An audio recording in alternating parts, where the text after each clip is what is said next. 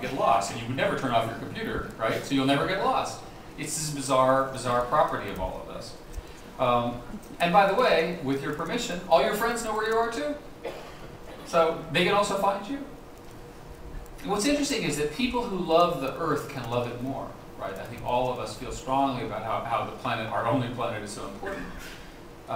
You can learn using the tools and techniques, things like Google Earth and Maps and all the other services.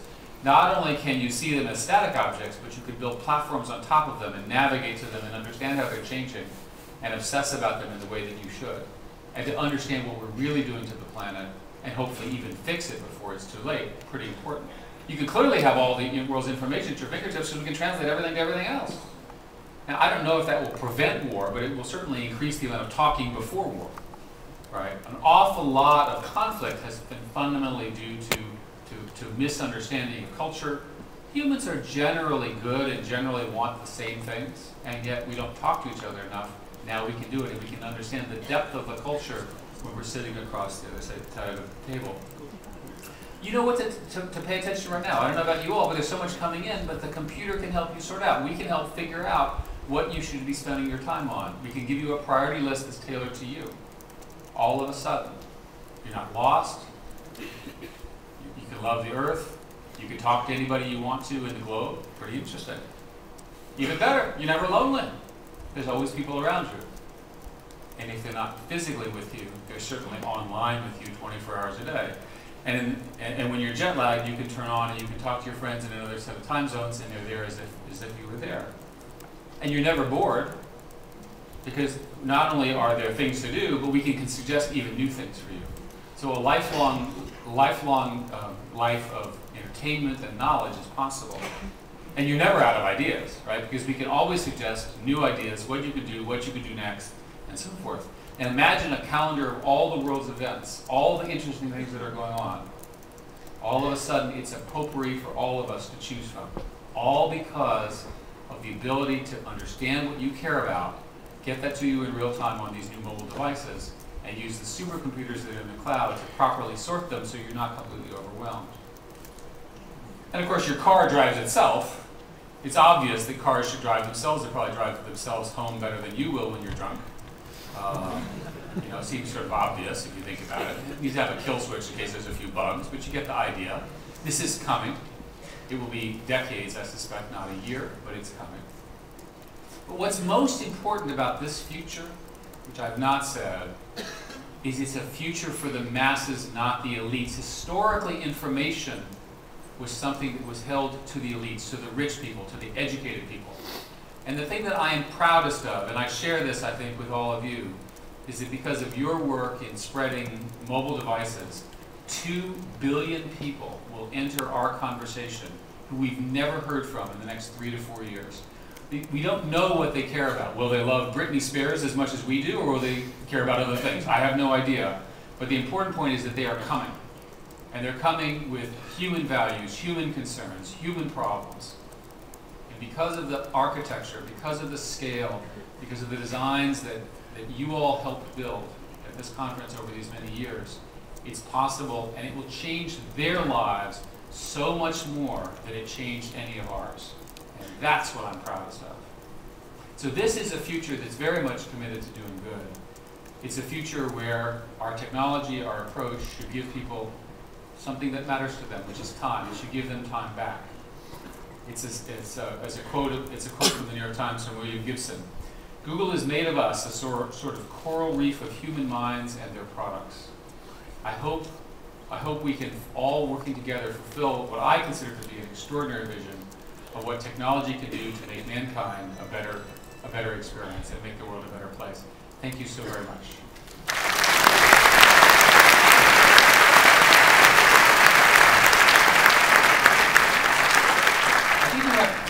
I think they're bringing up the lights. I think we have time for questions or comments on anything I said. I think we have mics. There's one there, there's one there, there's one over here. Can we get some questions or comments on this or anything else? There's a question here, a question there, questions over there.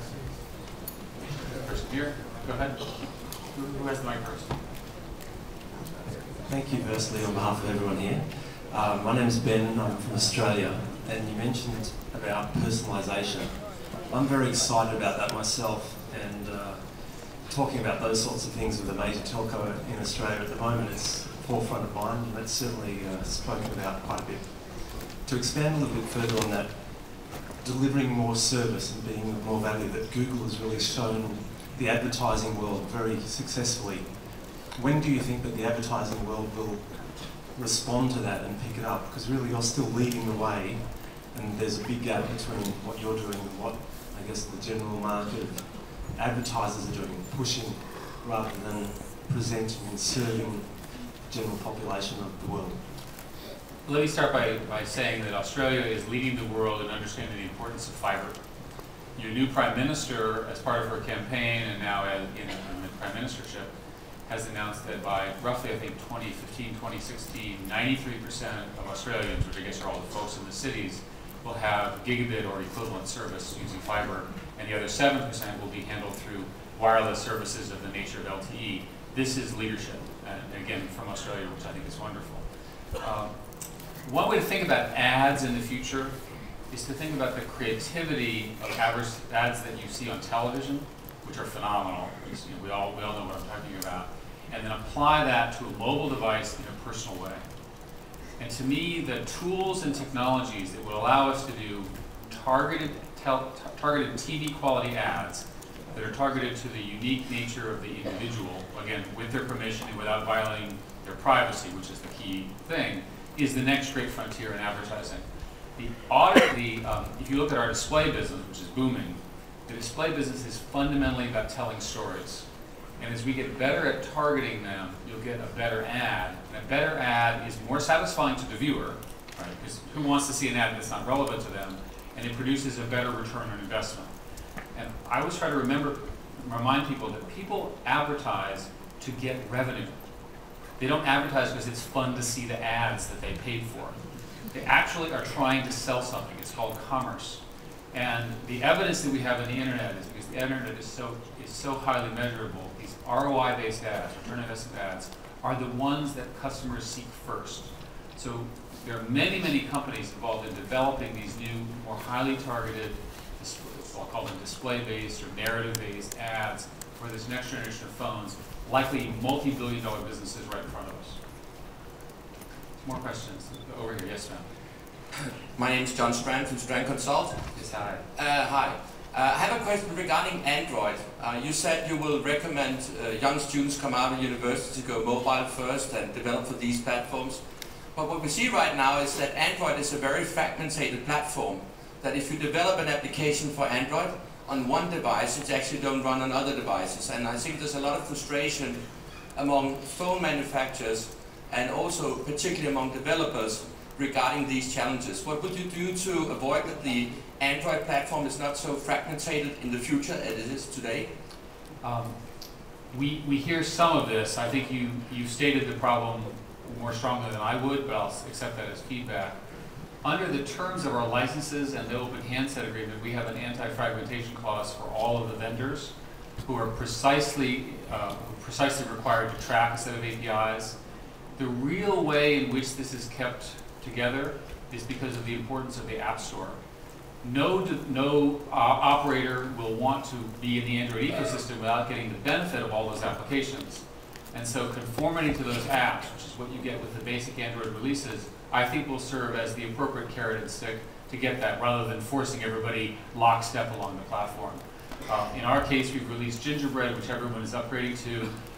That upgrade takes a month or two, and at that point, everyone will be on a common platform. We should address a lot of your concerns. Yes?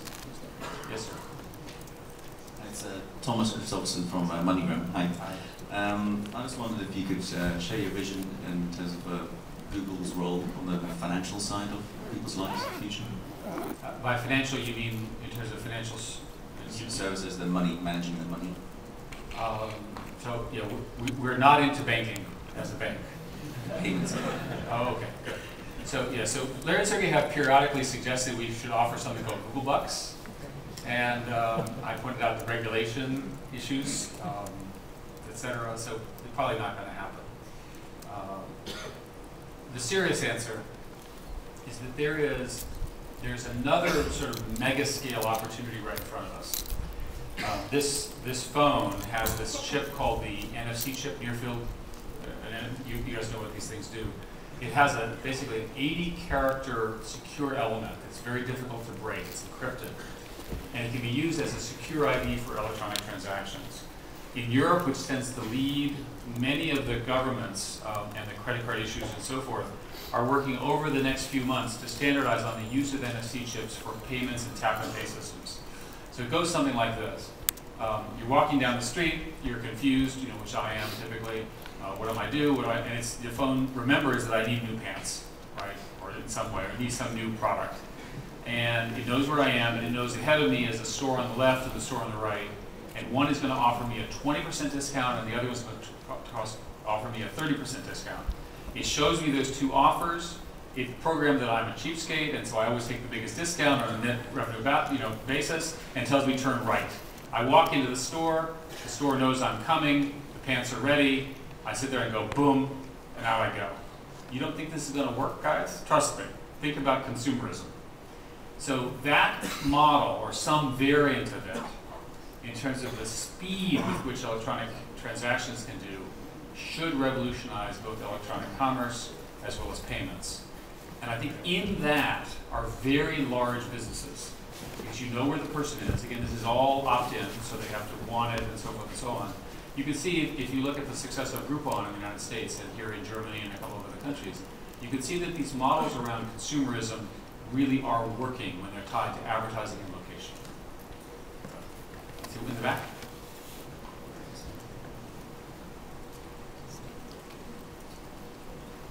Sara Bonifazio, Agenzia ANSA Italia.